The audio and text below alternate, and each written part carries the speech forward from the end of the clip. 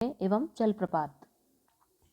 जलप्रपात, जब नदी का जल ऊंचे भाग से खड़े ढाल के सहारे मतलब सीधे सीधे नीचे की तरफ कहाँ पर गिरता है, भूमि पर गिरता है, तो उस स्थल को क्या कहा जाता है, जलप्रपात।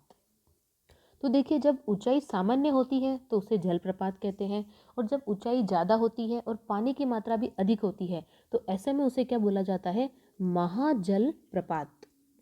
अब प्रश्न ये उठता है कि जो भारत का सबसे ऊंचा जलप्रपात है वो कौन सा है, तो उसका नाम है जोग, या फिर इसे महात्मा गांधी जलप्रपात भी कहा जाता है, और साथ ही इसे एक नाम और दिया जाता है, गरसप्पा।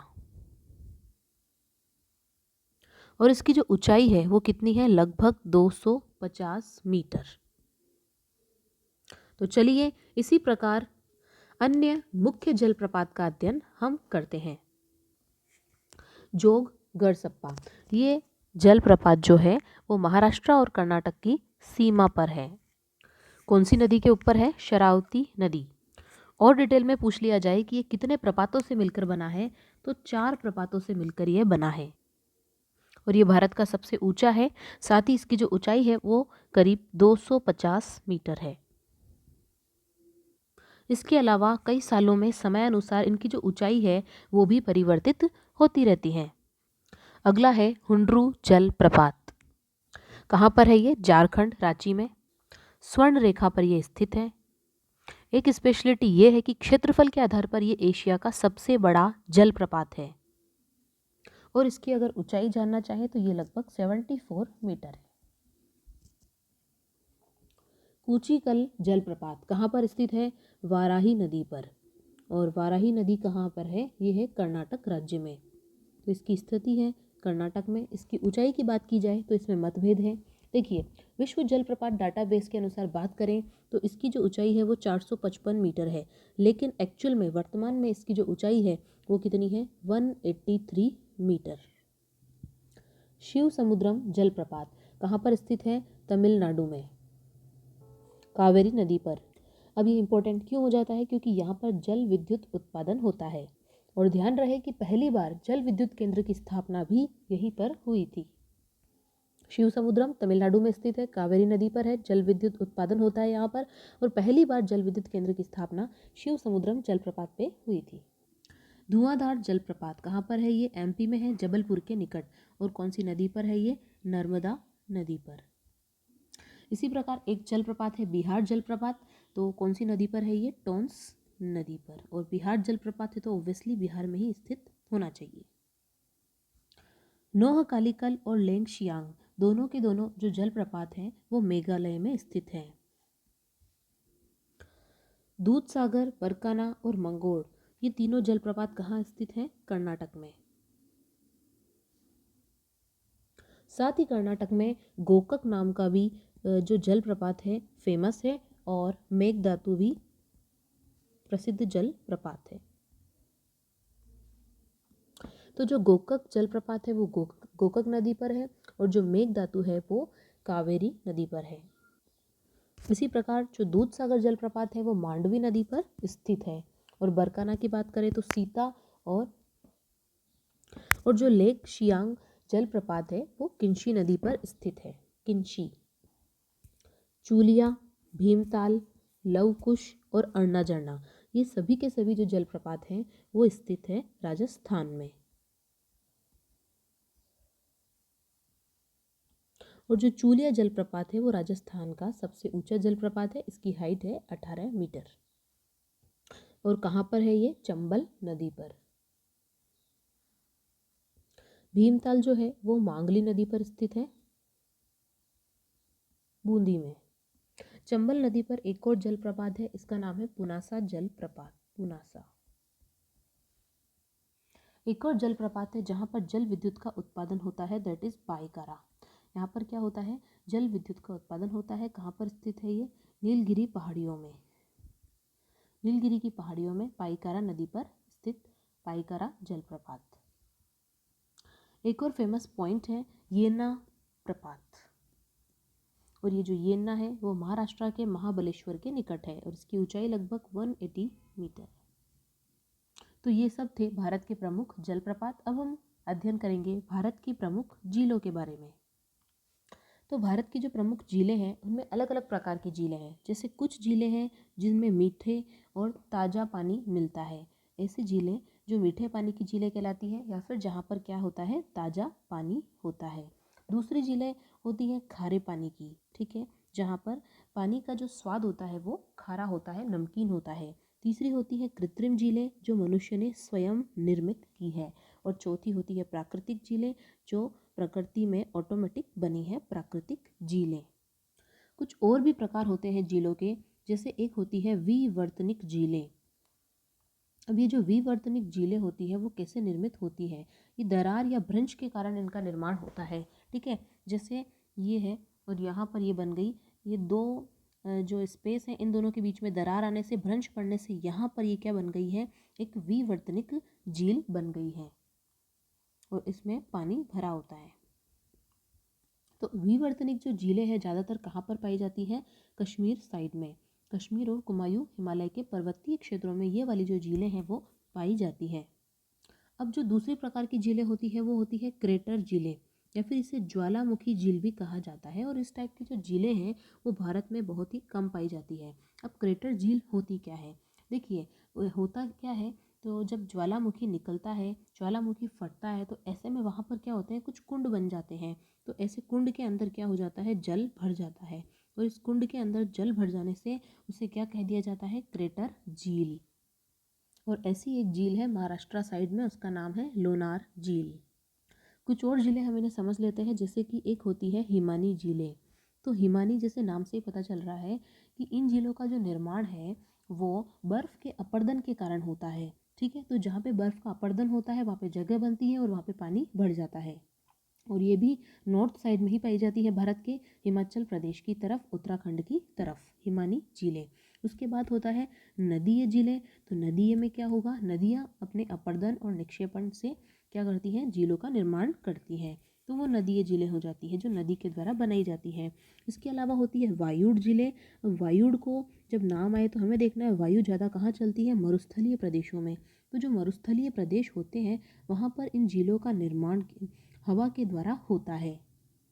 अब जो मरुस्थलीय झीलें होती हैं उनमें क्या होता है, लवण की मात्रा अधिक होती है, अतः इन्हें लवणीय झील भी कहा जाता है। जैसे कि आपने नाम सुना होगा, राजस्थान में सांभर झील है, डिडवाना है आदि। एक मुख्य झील टाइप की एक लेगून झीलें भी होती है। अब ये लेगून झीलें क्या होती है, एक्चुअली होता क्या है, जो समुद्र का कुछ भाग होता है वो कुछ जल जो है वो समुद्र से अलग हो जाता है। तो कुछ भाग जो अलग हो जाता है मुख्य भाग से, वो छोटे छोटे जो भाग हैं वो क्या कहलाती हैं, लेगून झीलें कहलाती हैं। तो इन लेगून झीलों में जैसे कि चिल्का झील है, वेमनाड है इत्यादि लेगून झीलें कहलाती हैं। तो ओवरऑल जो भारत की जितनी भी झीलें हैं उनको दो वर्गों में बांटा गया है। और दो वर्ग कौन कौन से हैं, एक तो होती है मीठे पानी की झीलें और दूसरी होती है खारे पानी की झीलें। तो सबसे पहले पढ़ने वाले हैं हम मीठे पानी की झीलें, और उनमें भी पढ़ेंगे हम वुलर झील। वुलर झील कैसी झील है? पहली बात तो मीठे पानी की झील है, क्योंकि हम पढ़ भी मीठे पानी की झीलें रहे हैं, तो आप लोग मान के चलिएगा सारी की सारी झीलें जितनी भी अभी हम पढ़ रहे हैं वो मीठे पानी की झील है। दूसरी बात ये आ जाती है कि कहाँ पर स्थित है, तो ये स्थित है जम्मू एंड कश्मीर। और अगर झीलें की बात की जाए तो ध्यान रखिएगा सोपोर और बांदीपुर के मध्य ये स्थित है। तो बांदीपुर जिले के पास में आप इसे मान सकते हैं। देखिए इस झील के मुहाने पर एक परियोजना संचालित है जिसका नाम है तुलबुल परियोजना। तुलबुल। अब ये कौन सी झील है, किस प्रकार की झील है, कैसे इसका निर्माण हुआ, तो याद रखना ये एक विवर्तनिक झील है। हमने देखा था कि जब दरारें पड़ जाती है भूमि में तो इस प्रकार से वहाँ पर विवर्तनिक झील बन जाती है। तो दैट इज विवर्तनिक झील। अगर बात करें कि भारत की ताजे पानी की सबसे बड़ी झील कौन सी है, तो बिल्कुल वुलर झील ही है। इसके अलावा यहाँ पर जो झेलम नदी है वो अपना अस्थायी डेल्टा भी बनाती है, और पर्यटन की दृष्टि से भी वुलर झील काफ़ी इम्पोर्टेंट हो जाती है। और ये सिर्फ भारत में ही नहीं, एशिया की भी आप मान सकते हैं कि सबसे बड़ी ताजे पानी की झील है एशिया और भारत में।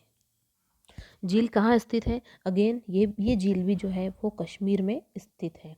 अब ये कैसे बनी है? तो ये हिमानी से बनी है, बर्फ़ से निर्मित एक झील है, डल झील। और ये इम्पोर्टेंट नगर श्रीनगर के किनारे पर स्थित है या श्रीनगर में स्थित है, आप इसे मान सकते हैं। देखो इसका पर्यटन में विशेष महत्व है, बहुत ही अच्छा यहाँ पर रहता है, रौनक रहती है लोगों की। तो यहाँ पर शिकारे होते हैं, 500 शिकारे के लिए फेमस है। इसके अलावा इस झील में क्या होता है, डोंगी खेना, कैनोइंग जिसे बोलते हैं। इसके अलावा वाटर सर्फिंग और किथाकिंग के लिए भी ये फेमस है। देखिए और इसे क्या कहा जाता है, इसे अर्बन लेक कहा जाता है। इसके अलावा जम्मू कश्मीर की ये सेकंड लार्जेस्ट झील है। ओके, इसे लेक ऑफ फ्लावर्स कहा जाता है, इसे jewel in the crown of Kashmir भी कहा जाता है और श्रीनगर्स ज्वेल भी इसे कहा जाता है। यानी कि डल झील बहुत ही इंपॉर्टेंट होती है एग्जाम की दृष्टि से। मानसर झील, ये जो मानसर झील है वो जम्मू कटरा मार्ग पर स्थित है। ये एक प्राकृतिक झील है। इसके अलावा ये पर्यटन की दृष्टि से भी इम्पोर्टेंट है। यहाँ पर कई सारी होटल्स बनी हुई हैं, डाक बंगला है और रेस्टोरेंट भी यहाँ पर बने हुए हैं। लोकटक झील कहाँ पर स्थित है, ये मणिपुर में है। स्पेशलिटी क्या है, ये मीठे पानी की झील तो है ही, साथ ही यह झील विश्व में कैसे फेमस है, तैरती द्वीपीय झील के रूप में। यहाँ पर छोटे छोटे द्वीपों को तैराया जाता है, मीन्स छोटे छोटे द्वीप जो है यहाँ पे तैरते हैं और उन्हें फंडिस भी कहा जाता है। इसके अलावा इस झील में एक राष्ट्रीय पार्क भी स्थित है जिसका नाम है केबुल लामजाओ। और इम्पोर्टेंट चीज़ ये है कि ये वेटलैंड भी घोषित किया गया है, कब, 1990 में और रामसर समझौते के तहत इसको माना गया है आर्द्र भूमि।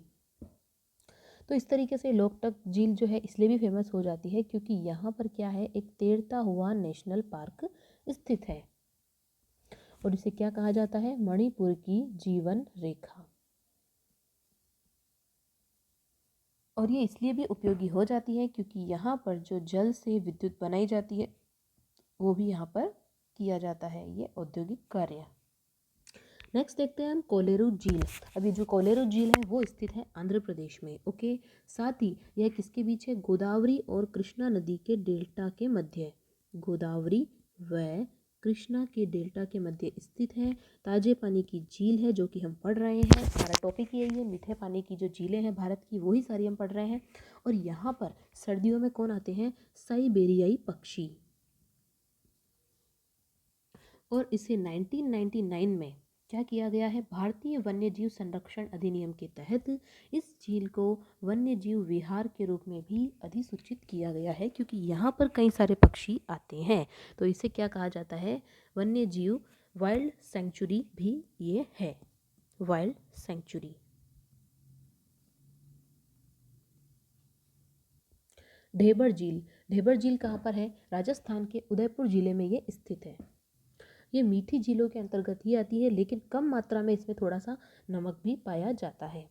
अब इसका क्षेत्रफल घट रहा है, प्रदूषण, मोस्ट ऑफ जितने भी झीलें हैं वो प्रदूषण के कारण उनका क्षेत्रफल कम हो रहा है। ठीक है, इस झील का निर्माण करवाया गया है उदयपुर के राणा जय सिंह के द्वारा। इसका निर्माण करवाया गया है कब, 17वीं शताब्दी में। और इस झील को जय समन झील के नाम से भी जाना जाता है। रेणुका झील, ये जो झील है वो हिमाचल प्रदेश के सिरमौर जिले में है। देखिए ये किस लिए फेमस है, क्योंकि यहाँ पर एक चिड़ियाघर है और एक लोयन सफारी पार्क भी स्थित है। नेक्स्ट है रूपकुंड झील, कहाँ पर है ये, उत्तराखंड में। उत्तराखंड में रूपकुंड झील जो है वो स्थित है, प्राकृतिक झील है। और यहाँ पर ऐसा माना गया है या ऐसा जांचा गया है कि इस झील के किनारे जो है 600 कंकाल पाए गए हैं क्योंकि ये एक निर्जन स्थान है। तो यहाँ पर ये जो झील है वो लगभग 5000 मीटर की ऊंचाई पर स्थित है, चूँकि उत्तराखंड में, और उत्तराखंड का भाग ऊपर ही आता है। अब नेक्स्ट इंपॉर्टेंट झील आ जाती है चोलामू झील। अब ये इंपॉर्टेंट क्यों है, क्योंकि देखिए ये भारत की सबसे ऊंची झील है। कहाँ पर स्थित है, याद रखिएगा, सिक्किम में स्थित है। भारत की सबसे ऊंची झील है। ठीक है, कितने फीट पर है ये भी आप लोग ध्यान रख लिए आइडिया के लिए, दैट इज 18,000 फीट ये ऊपर है। और इसी झील से तिस्ता नदी का उद्गम भी होता है, तिस्ता नदी का उद्गम चोलामू झील जो कि सिक्किम में स्थित है। सास्थम कोटा झील जो है वो केरल में स्थित है। बहुत ही आकर्षक जो है ये झील है क्योंकि यहाँ पर कई सारे पर्यटक भी आते हैं। नेक्स्ट झील आती है सोंगमो। सोंगमो झील भी अगेन सिक्किम में स्थित है। देखिए ये बहुत ही पवित्र झील मानी जाती है, धार्मिक झील मानी जाती है, क्योंकि यहाँ पर बौद्ध धर्मी और हिंदू जो हैं वो उनकी ये मान्यता है। टेम्परेचर यहाँ पर बहुत कम रहता है, ध्यान रखिएगा। और सर्दी में तो ऐसा होता है कि ये जो झील है वो बर्फ़ में कन्वर्ट हो जाती है, ये जो पूरी झील है वो जम जाती है सर्दियों में। और इसकी ऊंचाई लगभग 3,400 आप मान सकते हैं, 3,750 3,780 मीटर पर ये जो झील है वो स्थित है। और ये कहाँ पर है? सिक्किम राज्य में है। और गंगटोक से 40 किलोमीटर की जस्ट दूरी पर ये पड़ती है सोंगमो झील।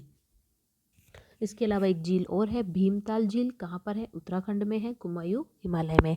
ये भी मीठे पानी की झील है। यहाँ पर एक छोटा सा द्वीप भी है, इसीलिए यहाँ पर राष्ट्रीय और अंतर्राष्ट्रीय जो पर्यटक है वो यहाँ पर आते हैं। तो इस प्रकार अभी तक हमने भारत की जितनी भी फेमस मीठे पानी की झीलें थी उनका अध्ययन किया। अब हम देखेंगे खारे पानी की झीलें। चिल्का झील कहाँ पर स्थित है? उड़ीसा में। कैसी झील है ये? खारे पानी की झील है और इसे लेगून झील भी बोला जाता है। चिल्का झील एक लेगून झील है और ये भारत की सबसे बड़ी झीलों में से एक है। यहाँ पर भी सर्दियों में साइबेरियाई जो पक्षी हैं वो निवास करते हैं और ये पर्यटन की दृष्टि से भी महत्वपूर्ण हो जाती है। नौसेना का प्रशिक्षण केंद्र भी यहाँ पर स्थित है। और यदि आपसे ये पूछ लिया जाए कि भारत की सबसे बड़ी लेगून झील कौन सी है, तो वो चिल्का झील ही है। लेगून सबसे बड़ी भारत की लेगून झील जो है वो है चिल्का।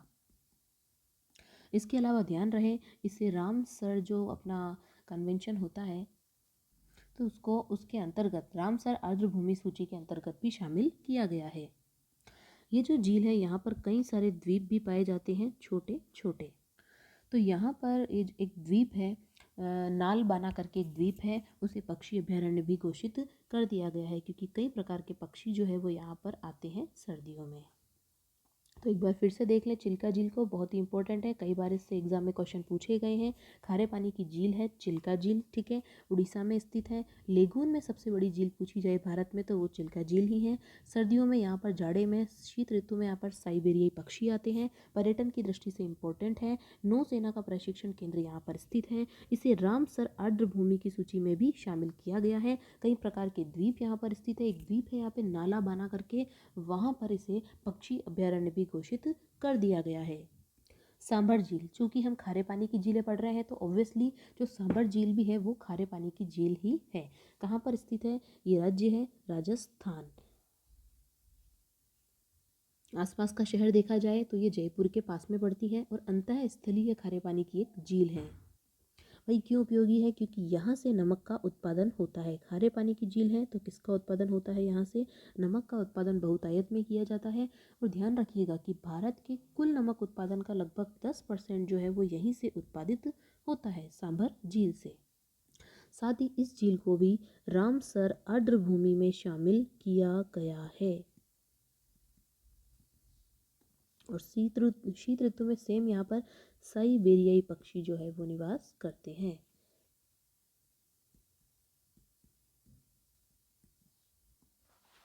पुलिकट झील, देखो ये जो झील है वो आंध्र प्रदेश और तमिलनाडु दोनों की सीमा पर स्थित है। आंध्र प्रदेश तमिलनाडु की सीमा पर स्थित है। कैसी झील है? ये एक लेगून झील है और ये जो है ऐसी झील है जहाँ पर प्रवासी पक्षियों का प्राकृतिक वास है और प्रवासी के साथ साथ कई स्थानीय जो पक्षी हैं वो भी यहाँ पर होते हैं।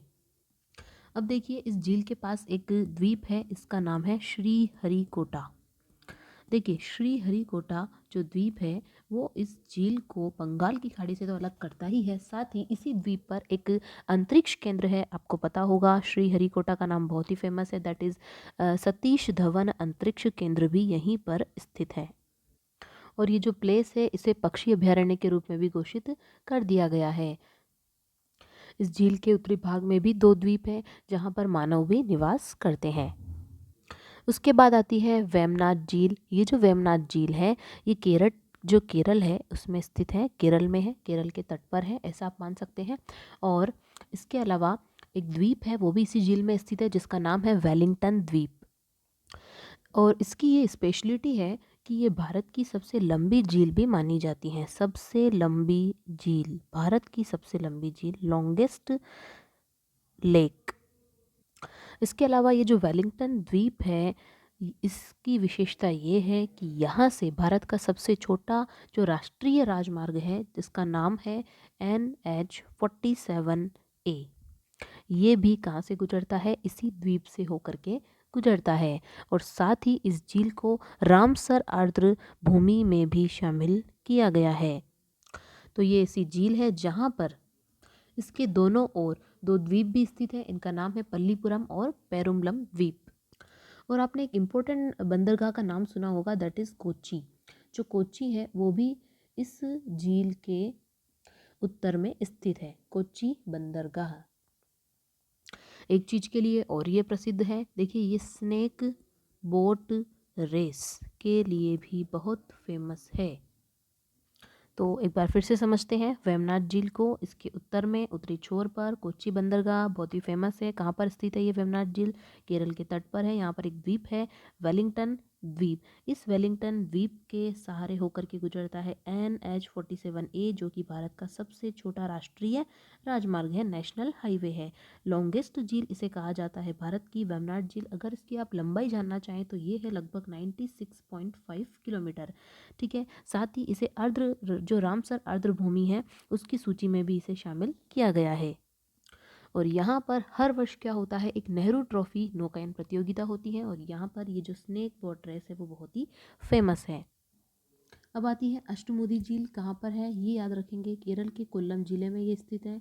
ओके, तो ये एक लेगून झील है। लेगून को कयाल झील भी बोलते हैं, तो आप कंफ्यूज ना होइए, कयाल और लेगून एक ही बात होती है। और इसकी 8 शाखाएं हैं। इसके अलावा ये रामसर समझौते के अंतर्गत इसे आर्द्र भूमि के रूप में भी चिन्हित किया गया है। इस प्रकार से होता है ये समाप्त झीलों का चैप्टर।